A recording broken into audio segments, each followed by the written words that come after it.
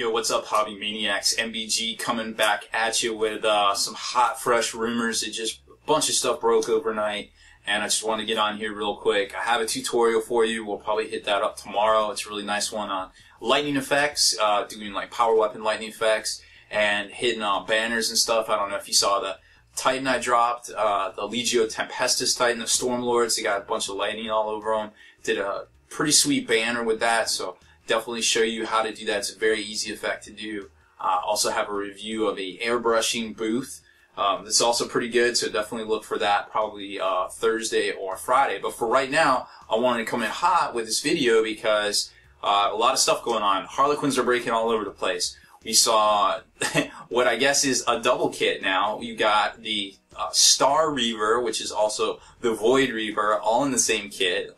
Pretty cool. It's kind of, reminds me of that old 98 Supra with that like crazy spoiler on the back. I really wanted one of those when I was younger, in case you couldn't tell already. But never got one. Moving on.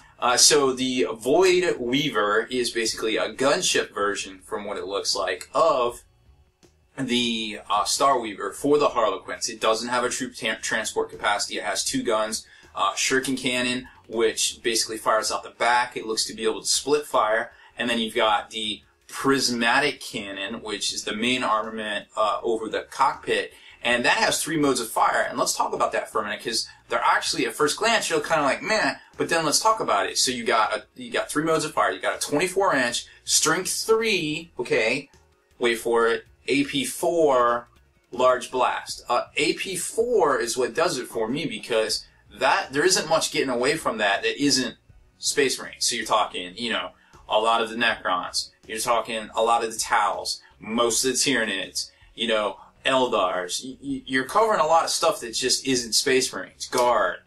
So that's really interesting to keep in mind. There's a cat fight going on right now. There's a battlegrounds. We're gonna get past it. Anyways, so keep that in mind. It's just the lowest setting, strength 3, AP4 large blast, really good. Middle setting, strength 5, AP3, heavy 1, whatever, blast. So, you got your small blast, but it's strength 5, AP3. So that's how you deal with your Marines and your heavy armored troops, right? Then the final mode of fire is a strength 7, AP2 lance. So if you're going up against, vehicles, assuming they're not 12 or higher, they're going to be 12 or higher. So you're going to need a 5 to pen them, which is decent for a single shot. I'm not sure I would go after something that's armor 12, but 10 and 11, the averages are pretty good. You'll do some damage to it. So it's 75 points for that gunship. Very interesting to kind of see that. So now you got an extra thing in the mix that we didn't know about. We knew about these troop transports, these Star Weavers, which let's talk about that for a minute. So the Star Weaver, it's just a normal profile of the vehicle. So you got 70-point vehicle, holds 6 models. So it's basically a half a Harlequin troop, which isn't that bad if you think about it. Now, granted, none of these Harlequins are going to hold up. If you're walking across a bare tabletop, you're going to get wrecked. But you're going to have to be very cognizant to use terrain to your advantage when you're playing Harlequins, because let's face it, they're going to need some cover. But when you're able to turbo boost, with your other jet bikes, you're going to be able to flat out with these bikes. The Harlequins themselves can run, so you got a lot of options here to try to make sure their survivability, use terrain to your advantage. Now, both of the versions of the Weaver have the Mirage launcher, so that's going to give you a 4-up invulnerable if you jink. Now, here's the interesting part. And this has way wider ramifications that I don't think a lot of people have picked up on yet. There's an entry called Holofields. Has the same exact text. As a matter of fact, I got it right here. I got the Eldar book right here. So let me read this to you and think about it for a second. Holofields in the Eldar Codex. Harnessing kinetic energy to shimmer and distort the vehicle's silhouette. Holofields prevent the foe from targeting vulnerable areas. Now, this holofield in this book gives you +1 cover save to your jink, right? Well, +1 cover save, and if you jink, you know how it goes. So it's just +1 cover save. If it doesn't have a cover save, it gains a 6-up cover save. Now, the same exact color field with the same exact flavor text. I say flavor text like it's a magic card. The same exact fluff or background text is in both of these Weaver descriptions, except for it gives it a 5-up invulnerable save. Nothing about plus to a jink, or nothing about plus to a cover, not giving you that crazy jink. And that's really interesting, because you got a piece of war gear that appears in another place, same exact flavor text, same exact title, but has a different effect. And we haven't really seen that before. So it's going to be very interesting what's in the future for the regular Eldar. Because the FAQ that dropped today as well, I think it was today, I don't know, I'm getting all my days confused, basically said that if you're immobilized, you can't jink. So, or if you're a heavy vehicle like a monolith, sorry guys. Sorry Necron players, monoliths are actually really good. I think we'll see a lot of them here in the near future. So, keep that in mind. Is the design team trying to bring something back in line? Remember, we saw that with the Tesla, with the lightning attack from Space Wolves. We kind of saw the writing on the wall there. I think it was called Tempest or Storm or something. Basically, they weren't going to be able to snapfire and still get those 6s. Like, if you needed a 6, you weren't going to be able to get that, that extra Tesla shots. So now we're seeing the holofield. It's an exact replica, but in a different, faction, I guess, so to speak. So that's really interesting to see. And I think it's, like I said, I think it's going to have way further ramifications than just the Harlequin release. Speaking of the Harlequin release, we haven't seen a lot of pictures as of right now, but we're hearing codex, we're hearing limited edition codex, we're hearing crazy prismatic dice, special dice set, and then we're hearing, more special characters. We saw pictures of the Shadow Seer and the Death Jester, and so who knows what's going on.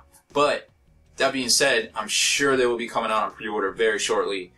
If not already pictures up on all over the internet right now, rumor pics. It's hard to say when this is, these things have a way of taking on a life of their own, so to speak. Also in the news, Sisters of Battle might be coming here soon. Now it's unclear whether we're going to see models or just background, because remember they were background in the Shield of Baal campaign. They were kind of up in there, but we didn't get any models, we didn't get anything like that. Now we're hearing there's going to be some sort of summer or late summer campaign. It's going to feature Chaos and Loyalist Space Marines, also with Sisters. No confirmation on models, but right now we're hearing a bunch of Zinc stuff, like a Lord of Change. Remember, we heard all these rumors a couple months ago, maybe less than a month, about a Bloodthirster, about a bunch of Khorne stuff. So now we're hearing a bunch of starting to break about a bunch of Zinc stuff. So it's going to be interesting if they go back and they hit all these powers and kind of do break up splash release of the actual Chaos factions. That would be really neat to see, right? So it's hard to say what's going to happen. We're not really sure yet, but that's the breaking rumor. A lot of crazy breaking rumors today and overnight.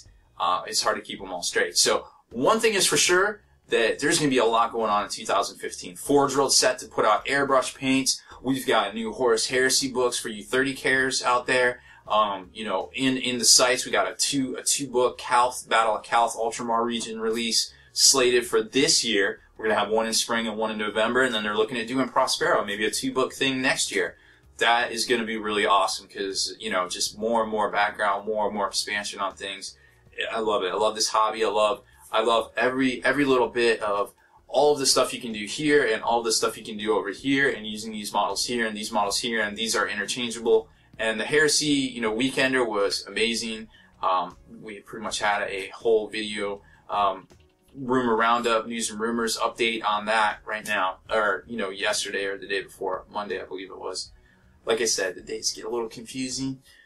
Anyways, if you haven't already done so, make sure you head over to the Spiky Bits forum, because next weekend we're actually going to be giving away this puppy dog right here, the 7th edition Munitorium collector set, which has got this really cool mini rule book with the full gold foil art, special Remus Swanland art, and then of course you get the tactical cards, the psychic cards. It's got all sorts of special, background books down here. And then you get those sweet brushed metal objectives right there. If you're into Maelstrom, you play a lot of Maelstrom, that's your thing. If not, you can use them for whatever. And it's got this really cool cardboard, it's like a heavy cardboard collector's box with extra cat hair for free. I will ship it to you with some cat hair.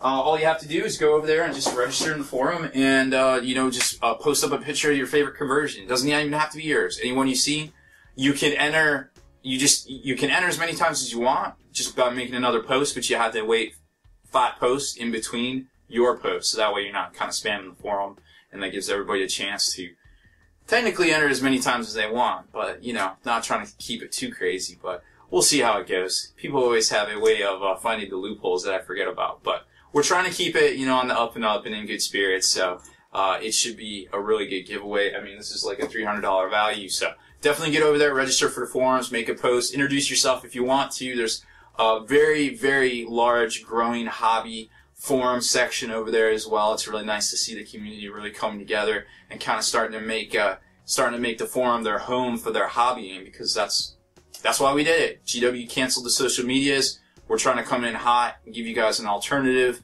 If you don't already have a community of your own, whether it's, another forum or a local thing. So definitely check that out, guys. It's a free giveaway. Why not, right? I mean, who doesn't like free stuff? So that's about it for this one, guys. I really appreciate you hanging in there with me while I ran it, because I really got fired up and passionate about that holofield thing, because that's really confusing. It's going to be interesting to see what that's all about here in the near future, because let's face it, wave serpents are a big deal in the meta right now. And they're not super crazy like they used to be, but they're still, you still have to realize that you're going to face some wave serpents. So, like I said, that's about it for this one, guys. Make sure you stay in the trenches. Subscribe to this YouTube channel if you haven't already. Listen to the podcast, forgenarrative.com, and check out the blog, spikybitsblog.com. Definitely hit up the forums. Make sure you register over there as well. And if you haven't already, check out our Patreon page. It's a great way to support, artists out there that you appreciate. I'm up on there. There's all sorts of different things up on there. There's a huge gamut from the Pentatonics to OC Remix, those old crazy 8-bit and 32-bit and 16-bit Nintendo theme songs from games. They turn them into like crazy techno. I love listening to that stuff sometimes when I'm painting, if I'm not listening to podcasts. But yeah, so there's all sorts of crazy stuff on there. It's like a Kickstarter for artists. It's pretty cool. Definitely check that out.